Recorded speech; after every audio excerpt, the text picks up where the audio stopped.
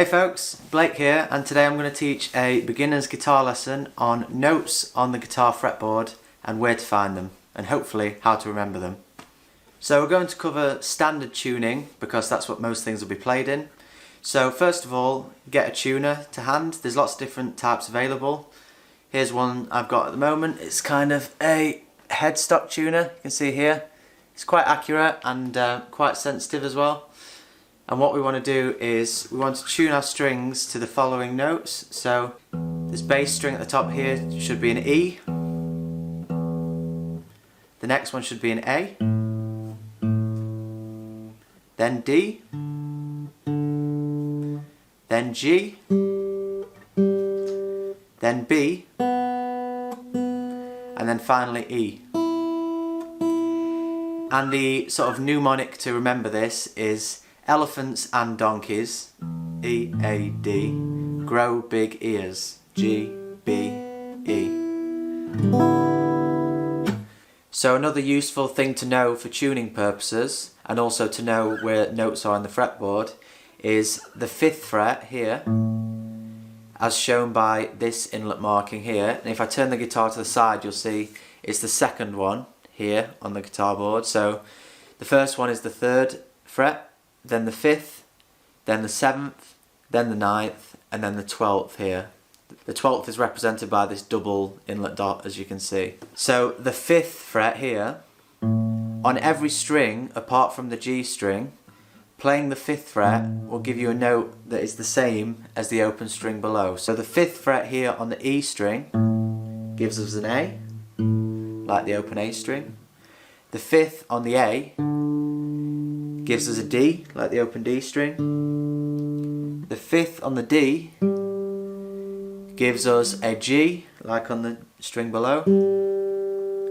And the 5th on the B, so the second to highest string here, gives us an E, like on the highest E string. The only difference is actually going from G to B. So on the G string, it's the 4th note. So the 4th note here gives us a B. So you can use this as a kind of fast tuning if your bass E string is in tune. So far we've established that we have the tuning E, A, D, G, B, E in standard tuning, and also that the 5th fret on every string is the same as the open string below it. So on E we have A we have D, and so on. So another point to look out on the fretboard is actually the 12th fret. So the double inlet dot that I just mentioned. At that point we have the same note as the one from the open string, but an octave higher. So there's an E, and there is also an E. So it's the same pitch, it's also an E, but it's 12 notes above the open string. Why 12 notes? Because 12 notes make up all of the notes in Western music. So there are 7 natural, what we call natural notes. In other words, A, B, C, D, E, F, G. And then there are 5 non-natural notes. And these fall between A and B, C and D, D and E, F and G, and between G and A. So there's no notes between B and C or between E and F. So that comes quite important when we start working out where they are on the neck and we start playing the chromatic scale. Okay, so what is the chromatic scale? Well, that is playing all of those 12 notes in order. So if we start in E, so just playing the open bass string, bass E string here, and then we just play up every fret from the open string up to the 12th, we play all of those notes. So doing it counting sharps first, and I'll say what that means in a moment, it would sound like this. E, F, F sharp, G, G sharp, A sharp, B, C, C sharp, D, D sharp, E. Now remember I just mentioned there are no notes between B and C and between E and F. The first fret here is going to be an F because there's no note between E and F. So that's an F.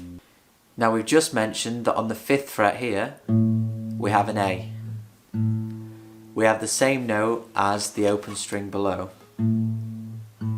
So if we're going to get to a B, we know there's a note between A and B, so here, that's an A sharp. there's a B here, and then we know there is no note between B and C, so this is a C.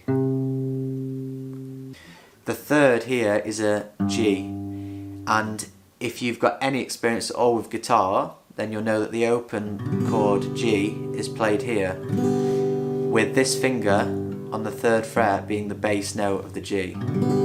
So that is a G note. If you've never played a G chord before, it's 3 on the bass E string, 2 on the A string, and then 3 on the other E string, the high E string, and all the other strings are played open. Okay, so at this point we have E, an open E string, F on the 1st fret, G on the 3rd fret, A on the 5th fret, and E on the octave up here. Now at this point, to help you remember all of the notes on the bass E string, I'd advise just playing through them and saying through the names of the notes. So an example, if I was to do that now, would be E, F, F sharp, G, G sharp, A sharp, B, C, C sharp, D, D sharp, E, and then the next one would be F, starting the sequence again. Could also do it in flats if we wanted to. So for instance, F sharp here, which is 1 fret higher than F, is also 1 fret lower than G. So it could be called a G flat. So F sharp and G flat are what are called enharmonic with each other, which basically means there's 2 names for the same note, and depending on which scale you're using, you use one or the other, but we'll come on to that at a later lesson. If I was going to quickly count up on the bass E string, but using flats this time, it would be E, F, G flat, G, A flat, A, B flat, B, still C because there's nothing between B and C, D flat, D, E flat, E, and then still F because there's nothing between E and F. Another good thing would be just to play the natural notes, so not any of the sharps, and then in that way you can try and remember where they are on the fretboard. E, F, G, A, B, C, D, E. So let's now talk about the A string and how you work out where notes are on the A string. And I'll show you that once you know where notes are on these 2 kind of lowest strings, you can then track those to the rest of the fretboard. So I mentioned that the A string is essentially 5 notes above the E. So if we play the 5th fret on the E string, we know we get an A. So the way we can think of this is, if we play the A string here, we essentially have what we've worked out on this bass E string, but entirely moved back 5 places. So the A from here is now the A here. We know that the open string is an A. We know that the octave here is an A as well, on the 12th fret. We know that on the 5th here, we have a D, the same as the higher string that's below it. So we've got a few of our notes already. Now I just mentioned the G chord for knowing where we are on the bass E string. So we can do a similar thing actually on the A string. If we play a C chord now, an open C chord, then this note here, played by our 3rd finger, which is the 3rd fret of A, is a C. So that is the C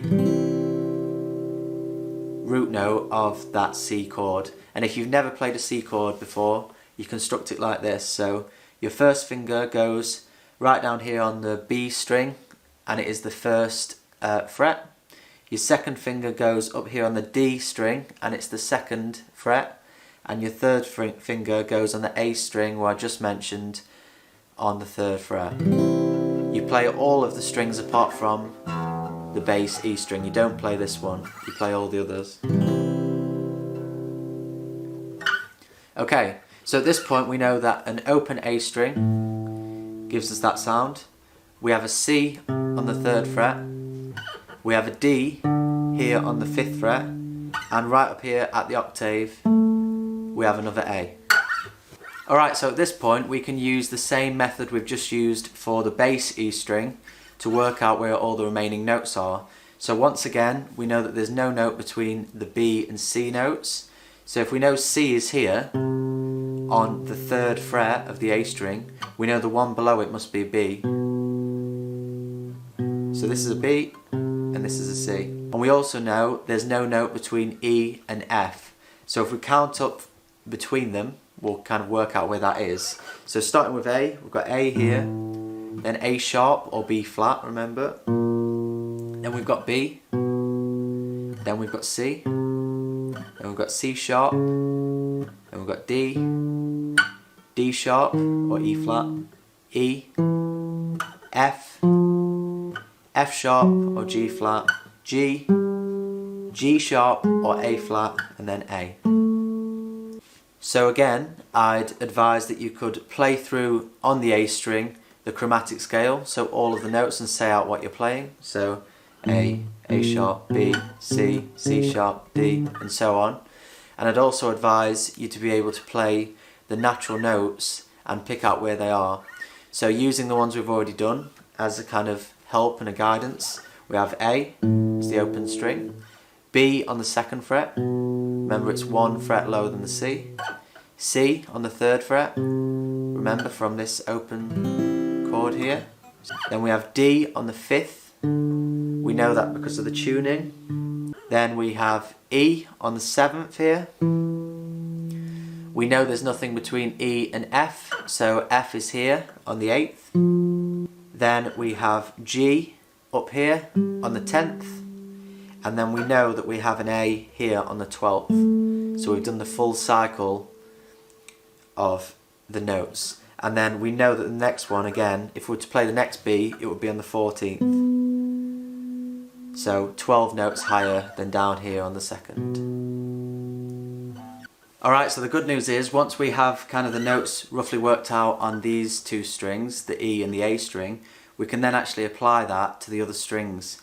And here's how we do that. If we play any note on the bass E string, and we take another finger, say our 3rd finger, and we apply it 2 frets higher and 2 strings down. So in this case, if I'm playing A on the E string, so remember I'm playing on the 5th fret, and I take my 3rd finger and I put it on the 7th fret here of the D string. So even though it's higher in a higher register, that is the same note. So we've got an A here and we've got an A here as well. So an A here on the 5th and an A here on the 7th for the D. Well, why is that important? Well, now we can use that to track the rest of the D string. Taking this idea where we have a 2 fret difference, we can play and say out the notes like we did at the beginning for the bass E string, and they will apply for the D string. If we start here, so we've got an open E string, and we've got our 2nd fret, a finger on our 2nd fret of our D string. They are both the E note. So if we play those both together, that's an E. We know there's nothing between E and F. So if we move this up 1 fret, and we then put our finger on, so in both cases this is 2 frets lower, because it's when it's a 2 on, there's nothing on the bass E string, and when it's on the 3rd fret here, it's on the 1st fret of the bass E string. So we can go E, F. Now we know there's a note between F and G, so if we move past 1 note we get to the G here.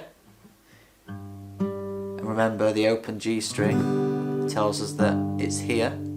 So taking that and moving our 3rd finger 2 frets higher on the D string here also gives us a G. Then an A on the 5th, a B on the 7th. Remember, nothing between B and C, so a C on the 8th. Still 2 frets higher the whole way, so this is a 10th here on the D string. A D 2 frets higher. Again, this is on the 12th on the D string. And then finally 2 frets higher, we're up to the octave. So the octave, of course, because we started on an E, will be an E here. And the octave here will be an E, because we started on an E on the D string. So we started on the 2nd fret, and we're now on the 14th fret. E, F, G, A, B, C, D, E. So that's how we can work out where all the notes are on the D string using the bass E string. So we can take this exact same concept and we can apply it to the A string and the G. If we do that same count going up, we get the same kind of pattern. Obviously it's moved where we start in the scale because we're starting from A now rather than E. So again, if we were to do it from A to A all the way through, it sound like this: A, B, C, D, E, F, G, A. Okay, so in the same way that we can track notes on the D and the G string by using the E and the A strings like I showed earlier, so for instance with the E string, F on the 1st fret and F here on the 3rd fret of the D, we can do the same thing for the highest 2 pitched strings, so the B string and the high E. The only difference is it changes from being 2 frets forward from the lowest string to the higher one to now 3 frets forward. So for instance, starting with the B string, we're going to play the D for the comparative note. So there's the open D string, and the 3rd fret here on the B string is the D. So that's a D. We move up 2 to the E, and we have to put this on the 2nd fret. So 2nd fret of the D string is an E, 5th fret of the B string is an E. And then we do the same thing, so no note between E and F, so that's an F, move up 1, move up 2 for a G, 2 for an A, 2 for a B, 1 for a C because there's nothing between B and C, and then we're back up to the octave here. So remember the octave here being D on the D string at the 12th position, and then 3 up on the 15th fret here on the B string is also going to be a D. We can do the same thing on the high E string using the G string. So if we play the 3rd of the high E string, we've got a G, and that's the same as the open G string. If we then move up 2, we get to our A, 2 again to the B, 1 to the C, 2 to the D, 2 to the E, 1 to the F, and then 2 to the G at the octave. So again, the 12th position here on the G string, 15th position here on the high E string is our G. We can again say the names out loud as we count them. I'll do it with the natural notes once again so you can see what that sounds like. So starting with G, we'd go G, A, B, C, D, E, F, G. Okay, so that's how you can track the notes on all of the strings. There's one more way of doing it, but this time rather than comparing the lower pitch strings to the higher ones and moving up 2 or 3 frets to say what note that is, you can do it going the other way. So with this as an example, if we put our first finger on the 1st fret of the B string and our 3rd finger on the 3rd fret of the A string here, so we've skipped the G and D strings and we're 2 frets up, then they're both playing a C. So again, using that same method, we can count up the natural notes or the non-naturals and do the whole chromatic scale if we want. This time using the chromatic scale, we go C, C sharp, D, D sharp, E, F, F sharp, G, G sharp, A sharp, B, and then we're back to C here. So the C here being the 13th fret on the B string and the 15th fret on the A string. We can use that for the B string, and we can also use it for the highest E string as well. So again, you do the same thing, but in this case the lower pitched string we use is the D string rather than the A string. And so on. Alright guys, thanks for sticking with me and watching the video. If you liked it, let me know about it and I'll do more like this in the future. Have a great day, and if you enjoyed it, please subscribe. Thanks, see you next time.